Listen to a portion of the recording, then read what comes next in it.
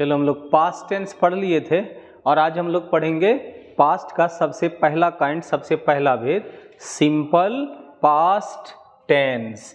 तो चलो हम लोग लिख लेते हैं आज सिंपल पास्ट टेंस।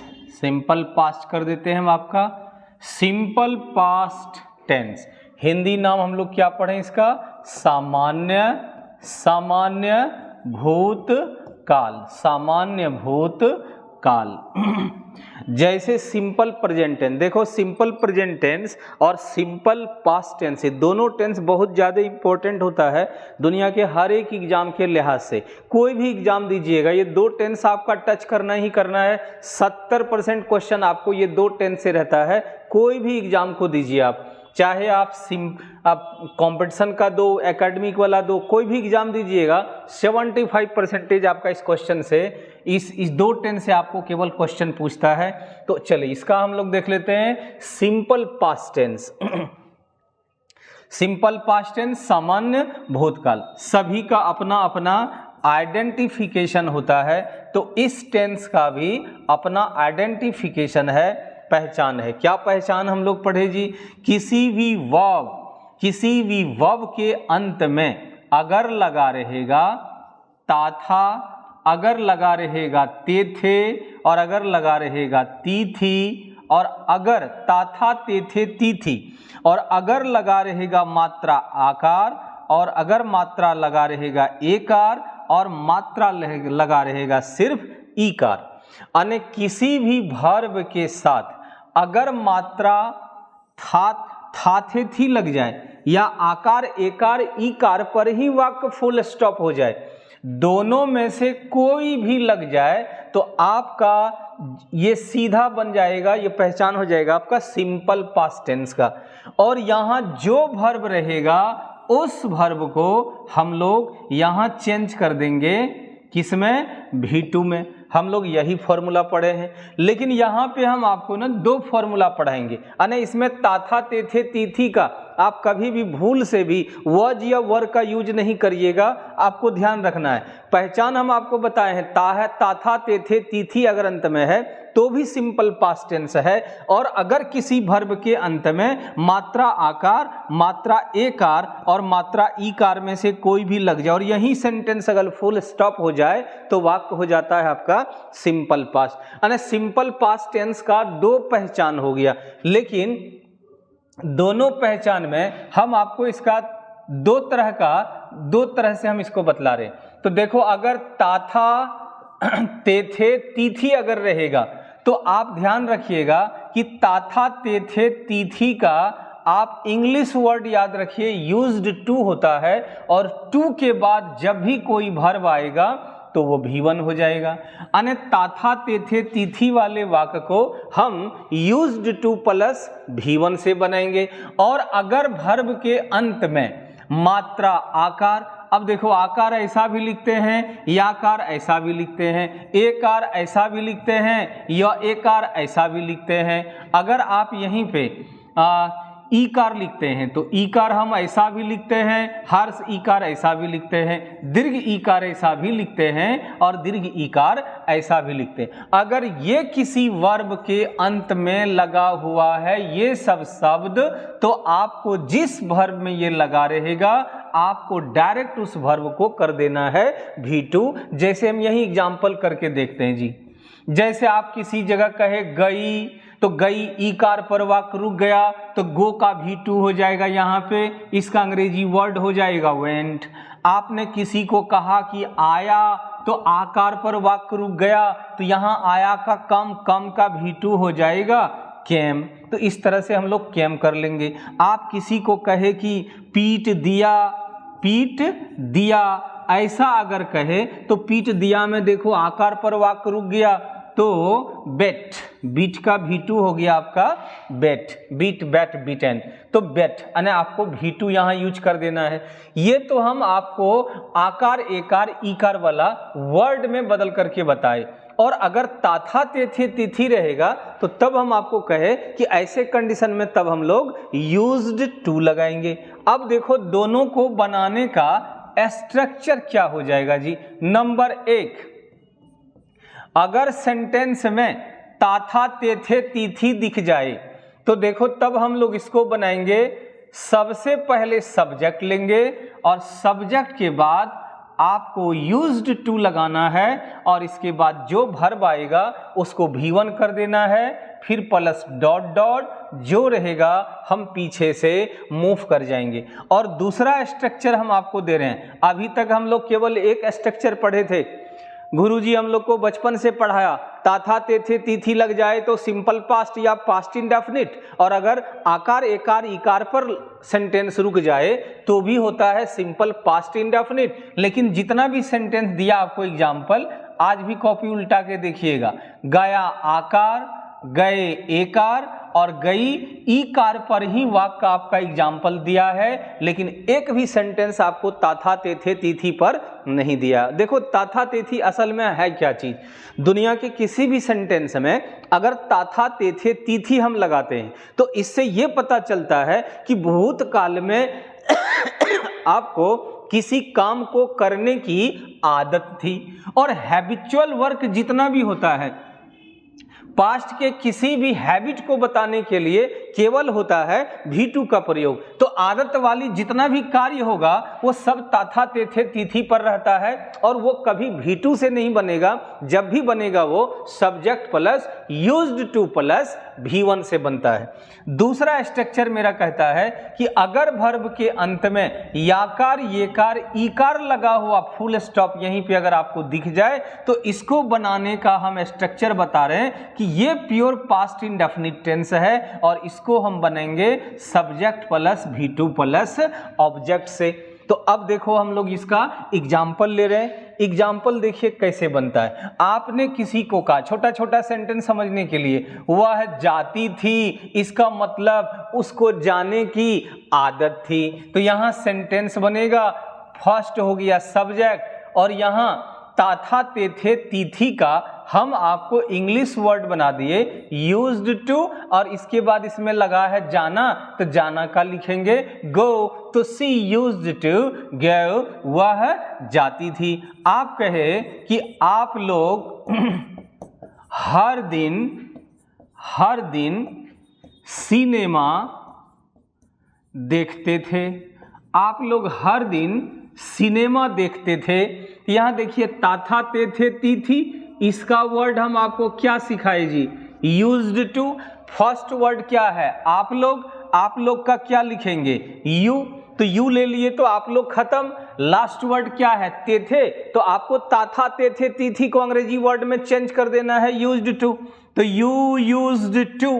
तो आपका देखिए फर्स्ट एंड लास्ट बन गया। अब आपको कहते हैं यहीं से पीछे घूमना है।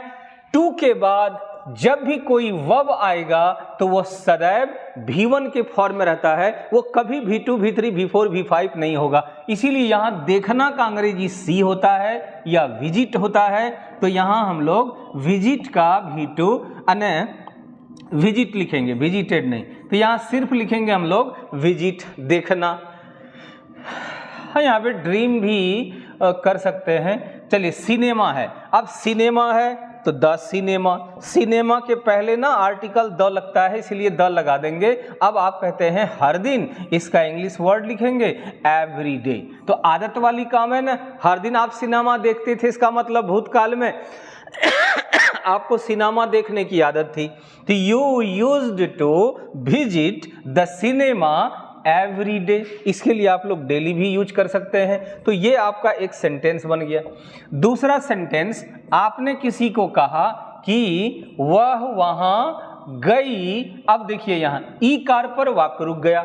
मात्रा आकार एकार इकार पर जब कोई वाक्य रुक जाए तो भी होता है ये सिंपल पास्ट, लेकिन ये यूज्ड टू से नहीं बल्कि सिर्फ V2 से बनेगा। तो हम इसको किससे बना देंगे बाबू, हाँ V2 से बना देंगे। तो बन जाएगा सी गई का फर्स्ट एंड लास्ट। तो सी और गई का V2 हो गया वेंट, और वहां का हम लोग यहां लिखे हैं देयर। सी वेंट देयर, वह वहां गई। दूसरा सेंटेंस, वह इसे करने के लिए मेरे पास आई। वह इसे करने के लिए मेरे पास आई, तो वह का दिए और फर्स्ट, सबसे पहले क्या बोले फर्स्ट, फिर क्या बोले जी हम लास्ट। फर्स्ट एंड लास्ट दो चीज को पहले लेना है, तो यहाँ वह का हम लोग लिखे सी, आई का यहाँ ईकार पर रुक गया इसीलिए ये V2 से बनेगा, और आना का कम, कम का V2 होता है कैम, सी कम, सी कैम वह आई, और आपको हम फिर पीछे से कहते हैं घूमने के लिए। पास का हम आपको सिखा चुके हैं, टू होता है। मेरे का इंग्लिश यहाँ टू के बाद माई नहीं लिखेंगे, कभी मी लिखिएगा, तो टू मी मेरे पास। के लिए का हम आपको सिखा चुके हैं कि 2 और 4 होता है, के लिए का 2 दिए। करना का यहाँ हम लोग डू लग दे, हाँ यहाँ हम लोग 4 लगा सकते हैं, लेकिन ध्यान रखना है बाबू कि हम आपको ये बतलाएं कि वर्ब के साथ के लिए के ठीक पहले का शब्द अगर वर्ब होगा तो के लिए का हम 2 से भी बना सकते हैं और 4 से भी। 4 से देंगे तो V4 होगा, 2 से बनाएंगे तो V1 होगा। तो के लिए के पहले का शब्द जरा देखिए क्या है, करना, तो ना लगा शब्द बना तो वर्ब है, वर्ब है अगर तो 2 से भी बनेगा 4 से भी। 2 देंगे तो डू होगा और 4 देंगे तो डूइंग होगा। हमारा यहाँ दोनों रूल सही है और इसे का इंग्लिश ईट या दिस आपका सेंटेंस बन गया। She came to me to do it या she came to me for doing it. ये दो स्ट्रक्चर आपको ध्यान रखना है। तो आपको ये ध्यान रखना है कि अगर ता था ते थे ती थी लग गया तो इसका इंग्लिश वर्ड आपको याद रखना है यूज्ड टू, और इसके साथ जो वर्ब लगा रहेगा हम उसको यहाँ लाकर V1 कर देंगे। लास्ट पार्ट यही लेना है आपको। और अगर किसी वर्ब के अंत में मात्रा आकार, मात्रा एकार और मात्रा ईकार पर अगर कोई दुनिया का वाक्य फुल स्टॉप हो जाए तो समझो ये भी मामला सिंपल पास्ट का है, लेकिन तब ये आपका बनेगा subject plus V2 plus object से, तब हम इसको यूज्ड टू से नहीं बनाएंगे। चलिए आगे बढ़ते हैं हम लोग, इसको आप समझ चुके हैं। आगे है आपका इसी टेंस का interrogative plus negative, interrogative plus negative. इसमें भी वो दोनों स्ट्रक्चर चलेगा। तो अगर इंटेरोगेटिव मतलब कि अगर हिंदी सेंटेंस में क्या भी लग गया और नहीं भी लग गया तो सेंटेंस हो जाता है इंटेरोगेटिव प्लस नेगेटिव। अब इसमें स्ट्रक्चर क्या बनता है, तो स्ट्रक्चर ठीक है, स्ट्रक्चर हम लिखते हैं पहले। तो सबसे पहले इसमें हम लोग कॉन्सेप्ट क्या सीखे हैं जी, कॉन्सेप्ट कोई भी इंटेरोगेटिव में हम लोग सीखे हैं last and first, last and first. बाकी जो चीज रहेगा हम उसको लेने के लिए पीछे से आगे बढ़ जाएंगे। तो अगर हम इसका स्ट्रक्चर बनाएं तो लास्ट का मतलब हेल्पिंग वर्ब। यहां हेल्पिंग वर्ब का मतलब देखो क्या होता है, इस टेंस में सिंपल पास्ट टेंस में हेल्पिंग वर्ब दिखता नहीं है। देखो दो टेंस होता है जिसमें कि हेल्पिंग वर्ब कभी नहीं दिखता है, एक होता है सिंपल प्रेजेंट और एक होता है सिंपल पास्ट। ये दो टेंस में कभी कोई हेल्पिंग वर्ब दिखता नहीं है। इसमें हेल्पिंग वर्ब को निकालना पड़ता है, इस दोनों टेंस से हेल्पिंग वर्ब निकालना पड़ता है। तो अब इसमें निकलेगा कौन, तो सिंपल पास्ट टेंस में जो V2 वाला सेंटेंस होगा उसमें हेल्पिंग वर्ब आपका निकलकर डिड आता है, और एंड इसके बाद हम लोग लेंगे फर्स्ट। फर्स्ट का मतलब सब्जेक्ट, वो भी बता रहे हैं डिड कहां से निकलता है। तो अगर हम अब इसका स्ट्रक्चर बैठा दें तो सबसे पहले आपका डिड होगा, फिर होगा सब्जेक्ट, अगर नहीं है तो नोट लगाइए, नहीं है तो नोट नहीं लगाएंगे, और इसके बाद जो वर्ब होगा वो V1 में हो जाएगा और लास्ट में ऑब्जेक्ट और एक क्वेश्चन मार्क। सेंटेंस का चलो एग्जाम्पल देखते हैं हम लोग। अब यहां देखिए आप, अगर कोई सेंटेंस में V1 यूज हुआ है तो V1 वाले सेंटेंस में कहीं भी आपको हेल्पिंग वर्ब नहीं दिखेगा। हम अभी बोले कि हम helping verb do does did को कैसे निकालें, ठीक है। तो कैसे निकालें, इसके लिए हम ये वीडियोज को आपको, इस वीडियो को ना बिल्कुल हम अलग से बना देते हैं कि V1 और V5 और V2 ये कैसे इसका हेल्पिंग वर्ब निकलता है। तो यहां से हम इसका एक वीडियो कर देते हैं आपका। देखो जितना भी V1 है दुनिया में, कोई भी V1 का अगर हम एच भी निकालेंगे तो इसका एच भी निकलकर हो जाएगा डू।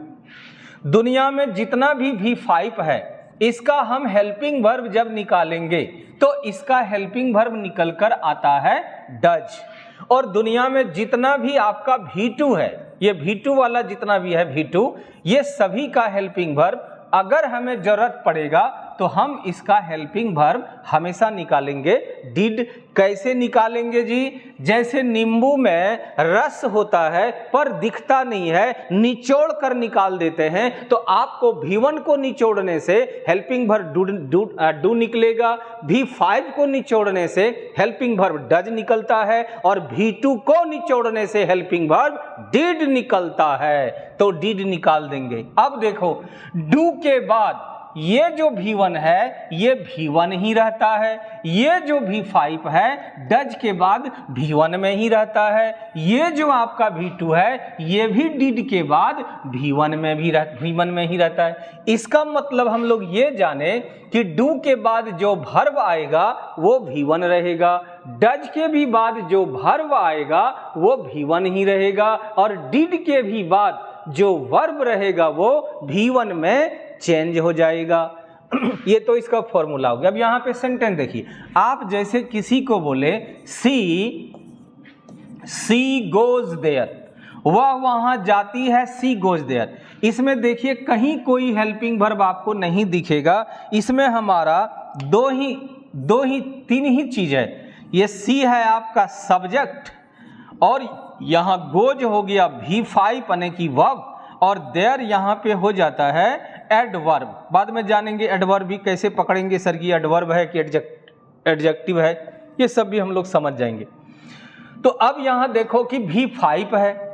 अब इस सेंटेंस में कोई हेल्पिंग वर्ब नहीं दिखता है, लेकिन अगर कोई हमको इसको इंटरोगेटिव बनाने कह रहा है तो आप यहां देखिए गोज है मतलब V5, और अभी हम आपको क्या कहें कि V5 वाले वर्ब का V5 वाले सेंटेंस में अगर हमें कभी जरूरत पड़े हेल्पिंग वर्ब का तो हमारा हेल्पिंग वर्ब क्या निकल कर आएगा जी? डज। जब डज होगा तो मेन वर्ब फिर किस में चला जाएगा? V1 में। तो यहाँ फ्रेश हम आपको फिर लिख रहे हैं। तो जैसे आप कहे किसी को सी गोज देयर, अगर हम इसी का इंटरोगेटिव सेंटेंस बनाएंगे तो सी गो देयर, क्योंकि हम इसमें से डज निकालेंगे तो आपका देखिए ये गो आपका V1 में चला गया और V5 था इसीलिए डज हेल्पिंग वर्ब निकला। अगर आप किसी को कहते हैं कि यू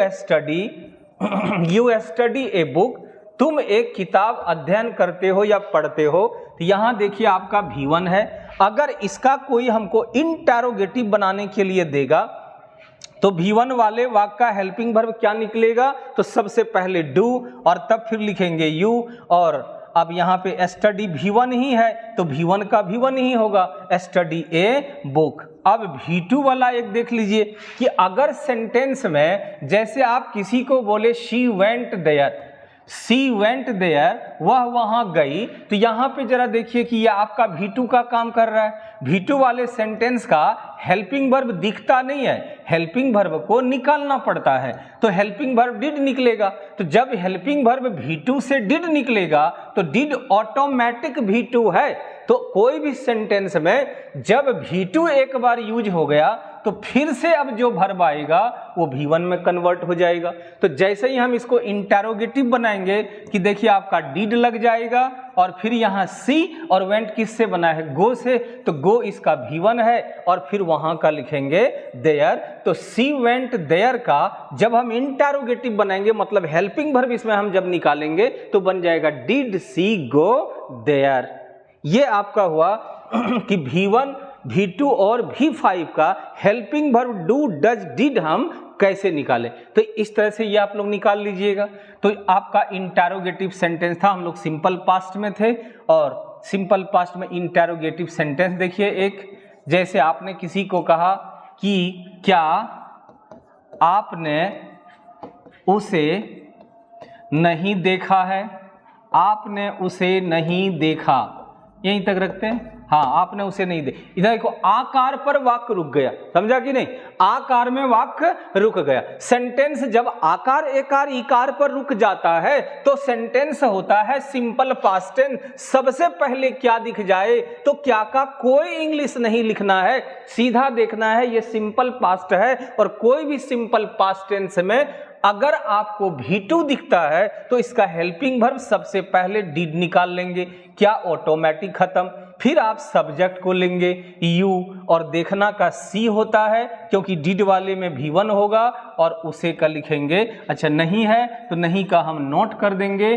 और उसे का लिखेंगे हिम। तो आपका सेंटेंस बन गया did you see not him. इसका टर्म वाला जो पार्ट है वो इसके बाद होगा।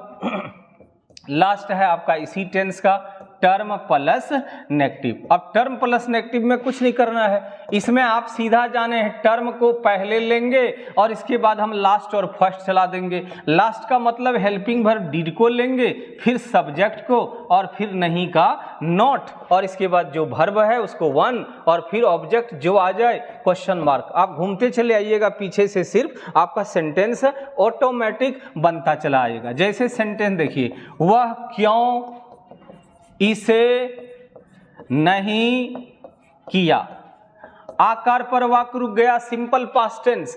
टर्म कहीं भी दिख जाए सबसे पहले WH क्वेश्चन, टर्म अपने तुरंत बाद helping verb. Past simple past tense में हेल्पिंग वर्ब दिखता नहीं है, निकालना पड़ता है। तो वाई डिड, वह का यहाँ पे ही लिखेंगे और नहीं ही और नहीं का लिखेंगे नॉट और करना का यहाँ पे डू, डू का मतलब करना और इसे का हो जाएगा इट।